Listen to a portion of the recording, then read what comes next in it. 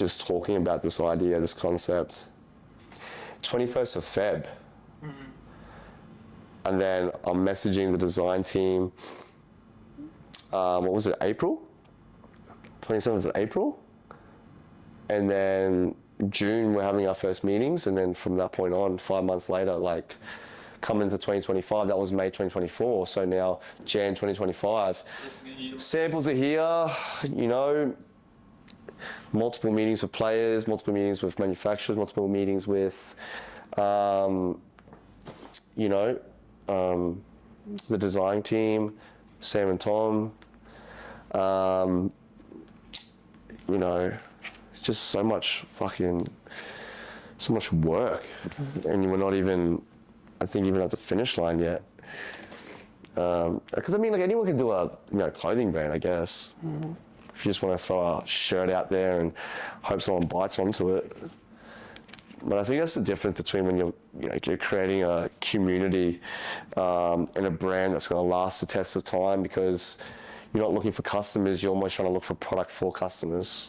You know, like you've already got the customer base, you're actually just trying to find, you know, more products for them. So, influence, like this is what he wore on this day and blah, blah, blah, because players will be wearing these clothes.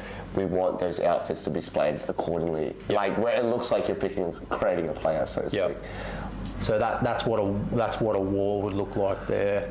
Yeah. It's so funny, man. Like I reckon if I didn't do Cartel, that would be the color scheme. Yeah. But I walk into Cartel now and I go, fuck, I wish this place was brighter. Yeah. It gets so dark every day we walk in there, and I'm like, this is dope when it. Originally, I was like, this would be wicked. Yeah. But this compresses you after 5-6 years.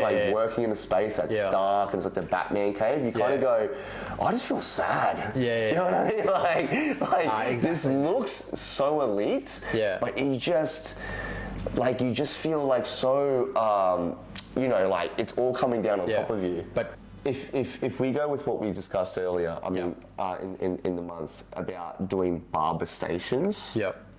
To help complement all of this, then I think it works. Yeah. Where we can maybe gravitate a little bit closer.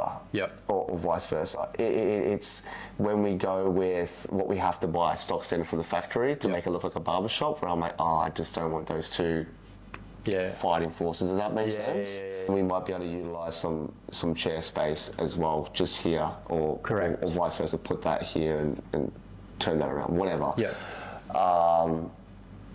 I think that's going to have to be just where it is until we get the actual dimensions of each station, and then kind of put yourself around it, like, am I bumping? Because like, think about working. I've never worked in a barbershop that's been like squishy. Yeah. But I do see them. Yeah. And they still seem to work. Yeah. Whether it's the most comfortable way to be a barber. Yeah. I do see these barbershops crammed in. Yeah. You know, and they don't have as much real estate as what we do here. Yeah. So, you know, whether that's a compromise for the sake of, look, we just got to, you know, it's not a perfect world type situation for the barbers, but we have to fit everything in. We want negative space in between everything. So we don't want any one thing to take up so much space, because the beauty in this design is all the negative space in between everything. That's what's going to make it work really nice and not feel cluttered and not feel weird. You know, which is essentially like these pieces will really stand out, especially from that shop front, because I think it'll be a really interesting streetscape. Wall here, I was going to design in some shelving and then have the shelving actually accessible from the back side, so you could do like stock replacement. From the back, From the back, yeah, like a cold room type thing. Yep. Yeah. So what you could do is you could have all your products in here, and then essentially on that it'll have a back that opens up, and you could basically replan all your hair products, because you were saying that you need, and if it's close to the register, then that's probably the best place to have it. Yeah. So like, and this is sort of what I'm thinking of, creating like a reception desk that's with the rounded. I think we're talking about the colour. The reception desk that marries in with the design and feels like it's a part of the store, like it's a part of the architecture, but everything else will feel very much like they've been bought in. Like imagine you've been traveling the world collecting pieces. That's what the barbershop will feel like. Yeah, I think we're really want to do some dope frames to complement the side piece to it. Yeah. I think that would go ahead. And that's what I think. I think the frame. That's why it doesn't look like it's just like in the middle of nowhere.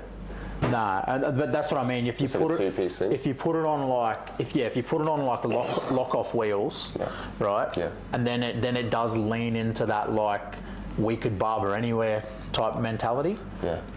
And then same thing with the mirror and the frame.